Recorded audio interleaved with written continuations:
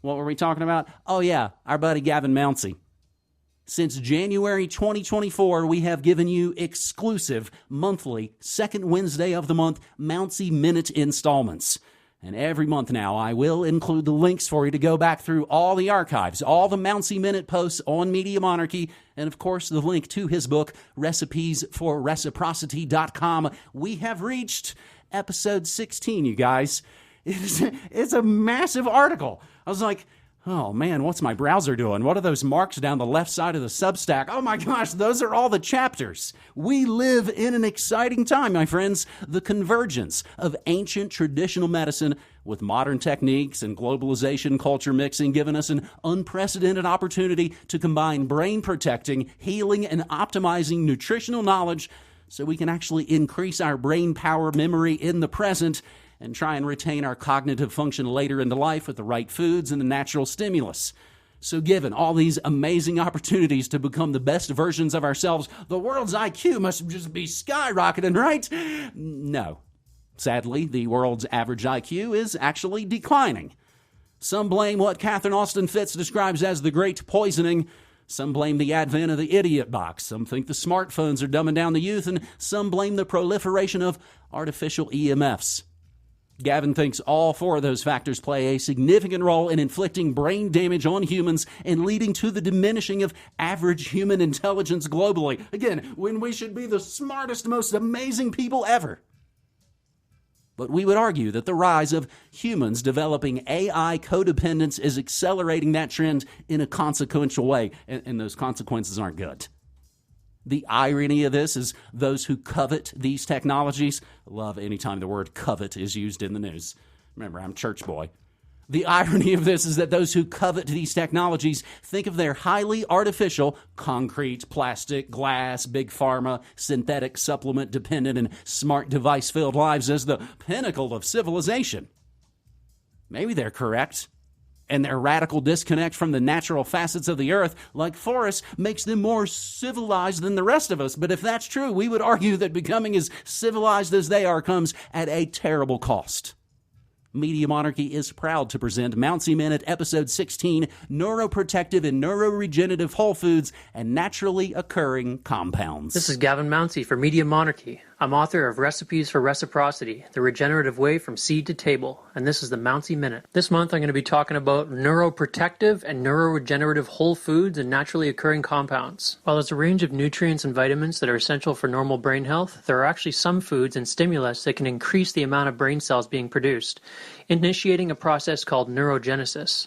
There are also other activities and foods you can eat that increase the amount of synaptogenesis which is taking place, the connections between neurons that are forming. So I'll share with you the top 10 neuroprotective, neuroregenerative, and synaptoregenerative foods from my list, which has over 70 items on the list if you check out the article. First up, cannabis. You're saying to yourself, wait a second, I thought stoners were stupid. Well, I'm not talking about smoking plant material, which can actually cause oxygen deprivation and damage to brain cells. I'm talking about eating the seeds and the raw plant material. Research indicates that several compounds within the cannabis plant, cannabinoids, anthocyanins, and polyphenols, among other, can optimize mitochondrial health. When you consume raw cannabis, you're actually consuming the non-psychoactive components of those cannabinoids. Like THCA, for instance, is known to be neuroprotective and an excellent pain reliever as well. Next up, cacao beans. This is what's used to make chocolate in modern society. In ancient times, the cacao beans were ground up and mixed with various ingredients in the Mayan culture and in the Aztec culture, mixed with things like chilies and cinnamon and other herbs to make a drink. Cacao powder and dark chocolate both contain the compounds that are full of brain-boosting compounds, including flavonoids, a little bit of caffeine, not too much, antioxidants, and a range of other compounds that help the brain. Next up, fermented vegetables like kimchi and sauerkraut. They don't only improve your gut bacteria, but actually also improve your brain function. Did you know that your digestive system actually produces more neurotransmitters than your brain does? Next up, Rhodiola rosea, otherwise known as the golden root or rose root. This is one of my favorite adaptogens, especially because it can grow in such extreme climates as far as like high elevations and northern climates. So it's a great one for people living in remote living conditions to be able to grow on their own. It's a potent adaptogen, and it's been shown to have stress protective and endocrine normalizing benefits. Also been shown to promote healthy mood, cognitive performance, and attention. Next up, Sweet potato. They're rich in vitamin B6. The beta-carotene and other antioxidants present in sweet potatoes protect cellular membrane of neurons from radiation. And beta-carotene only begins to tell the story of the sweet potato antioxidants, especially if you get the purple sweet potatoes, which have anthocyanin as well. Next up, fermented turmeric rhizome. This is a really powerful one for neurogenesis. I noticed a huge difference in my focus and my memory retention just by eating a little piece of fermented turmeric rhizome, like the size of the end of my pinky finger. One of the active compounds in fermented turmeric rhizome, curcumin, increases neurogenesis.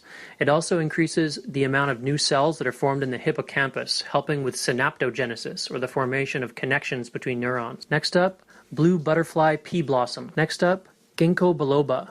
This one is a vasodilator, so it helps the blood to flow to the small vessels in the brain. So if you're taking it in conjunction with something like turmeric and some anthocyanins, you're going to help simultaneously detox your brain while helping the blood flow into those small areas, promoting new formation of neurons and new connections between the brain cells. Next up, the 5-flavor berry, or Schisandra chinensis. 5-flavor berries are known for improving mental performance. The antioxidant phytochemical schisandrin A promotes neural cell proliferation, meaning the formation of new brain cells. Last but not least, lion's mane mushroom. These ones are amazing because you can grow them on hardwood logs at home, or you can grow them on sawdust inside. And lion's mane mushrooms are delicious when used in the kitchen. You can fry them up and use them in, like on a burger. You can make them in soups. And they're known to increase the amount of brain cells being produced. These ones are especially helpful if you're dealing with healing from a brain injury because they're known to stimulate the nerve growth factor for brain regeneration. And as a bonus, I would say look into what's called the Stamets stack, which is using psilocybin from the so-called magic mushrooms in a low enough dose where it's used as a nutrient in conjunction with niacin and these lion's mane mushrooms. People with brain injuries, people dealing with addictions have had really good results with doing those three stacked together. I also share some information on non-dietary lifestyle choices that can help improve your brain power and brain healing. I include my article on meditation as well as my article titled Washing the Dishes Like You're Bathing a Baby Buddha, Intentionally Stimulating Neurogenesis and Renovating Your Synaptic Scaffolding. Well, that's it for me this month, guys. Check out my article for the full list and for other ideas on what to avoid to help maintain optimal brain function and to be our best selves so we can appreciate beauty and offer our gifts to the world in the best way possible.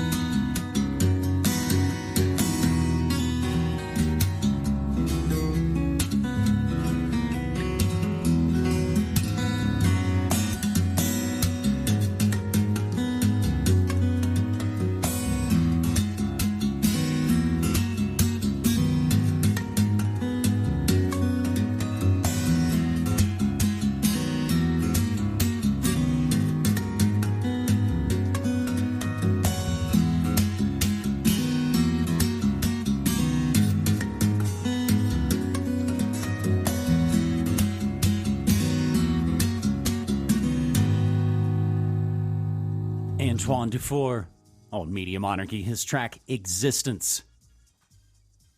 Very Ani DeFranco guitar style. I sent that over to Casbot last night. She was like, yeah, it sounds a little, oh my gosh, it sounds a lot like Ani DeFranco. Synaptogenesis stimulating vibes from Antoine Dufour, born 1979 in L'Epiphanie, Quebec. I love that city name. Where do you live? I live in Epiphany. Canadian acoustic guitarist. Yeah, that dude must be eating some lion mane's mushrooms to play something like that. Mounsey Minute, episode 16, naturally occurring compounds in neuroprotective, neuroregenerative whole foods. As always, your Mounsey Minutes are their own separate MP3 download. You can find the link in the show notes so you can download the episode and hand it off to your friends, and it doesn't have clips of me saying swear words and stuff. So then, tons of questions in the chat, and tons of praise in the chat, I think rightfully so. Is RSO considered raw cannabis? Well, not if it's heated. So I just came up with the idea, you guys. We will have to get Gavin Mounsey to come on the show live for a Mounsey Minute installment and maybe just do questions. You guys basically do it AMA style, and he and I could look at him and answer him. Well, I could look at him and he could answer him. You listen to your Morning Monarchy. It is April 9th, 2025, a Food World Order Wednesday. And speaking of that evil AI, ideogram.ai keeps changing how many free credits you need to do something, so fuck them. So there's your cover art.